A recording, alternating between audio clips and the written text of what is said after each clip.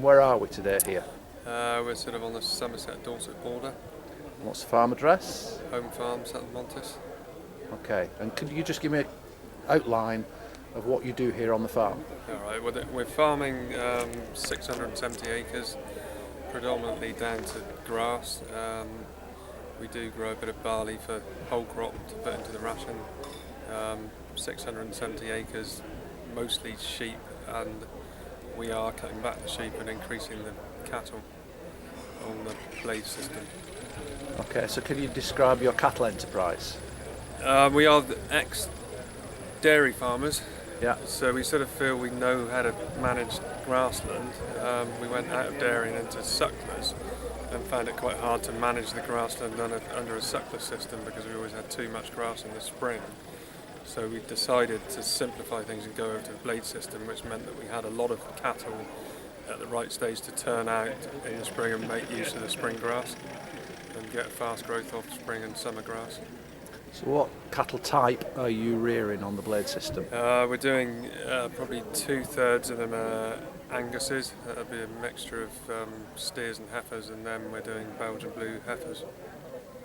And what to you are the reasons for using the blade system as opposed to any other production system?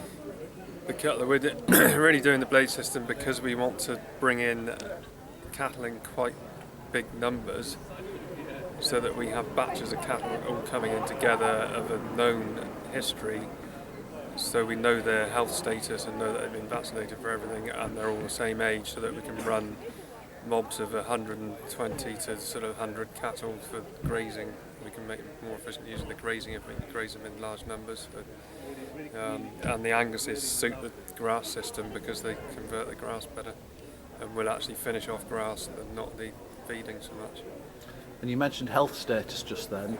Without counting chickens before they hatch and that sort of thing, what sort of health status or what sort of disease incidents do you experience in your blade cattle? We know that the blade system, when they go into the rearing units, they vaccinate them with Risperdal 4, so that would cover BVD and pneumonia and all those types of things. So that would be our biggest worry of bringing the cattle in, is really pneumonia is the worst thing. So if we know that they've all had their full vaccination, then at least we're one stage ahead. And the incidence of pneumonia in the cattle that come in is very low. And to be honest, since we've been doing this blade system, our mortality wouldn't be any more than 1%. And we have found that blade have been very understood. If it's a calf that's then got pneumonia and died fairly soon after coming, that they won't charge us for that anyway. So we're happy with it.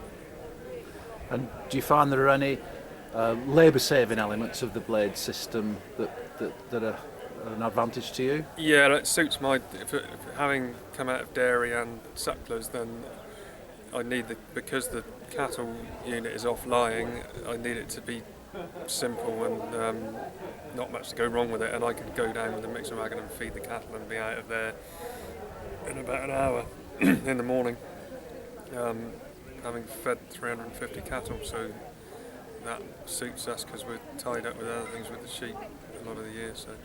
So what you're saying is it's a one-person unit for less definitely. than one day per that person?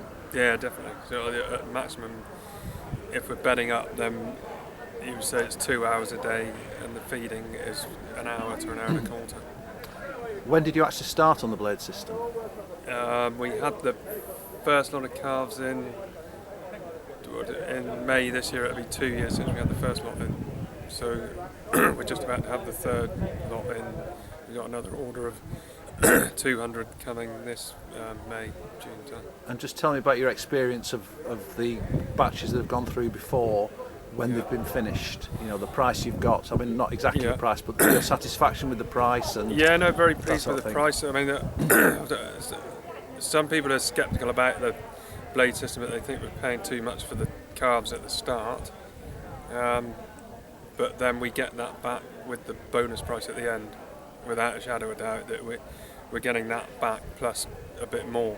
So that's what we're paying the extra to get the high health status calves, which are then going to perform when they're on the farm, and then we do get that plus a bit more back at the end, because they're definitely paying a good bonus for them at the end if you hit the right spec.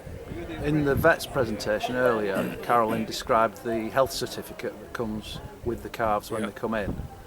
Of what value that is that as part of the price you're paying to buy Yeah, the and I calves? think it's very important that it's the confidence of knowing that they've had all the vaccinations and they've been screened for BVD, and now that they're checking for BVD, we shouldn't have any calves coming through the system that are BVD carriers, so it gives us a lot of confidence to carry on, really.